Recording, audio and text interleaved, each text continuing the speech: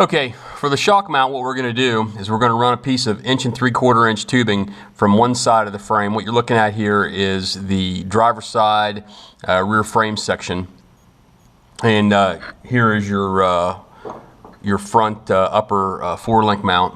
And what we're going to do is we're going to run a piece of tube from approximately this position to the other side of the car, and we're going to put some tabs off the front side of that for the shock to mount to.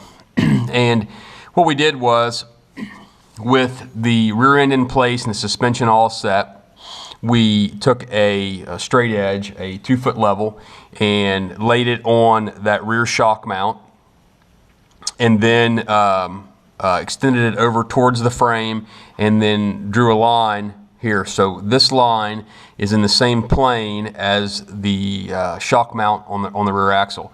So from there, we took measurements to the center line of the shock, and then we're going to put tabs on this this rear tube that is going to go side to side. Measured those, half the distance tube, all that, and came up with this mark right here. And so this mark right here is where we want the center line of the tube to be, so that the tabs on the shock mount will line up correctly. From there, we cut a piece of tubing and cut the ends to match the angle of the frame, and then positioned and welded tabs to that tube, so that this will go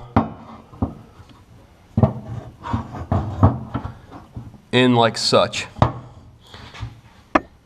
And then we'll weld this in, and then now we've got an upper shock mount. So let me get after that, and I'll be back with everything assembled and everything welded, and we'll take a look at how it operates. See you in a minute. I've got a jack stand under the center of the axle. The shocks are not attached yet, and what I'm going to do is move the lift up and down and give you a shot from a couple different perspectives to show you the articulation. Now, where we're at now, the upper control arms are in a bind, and they are what is effectively keeping the rear end from falling down any further.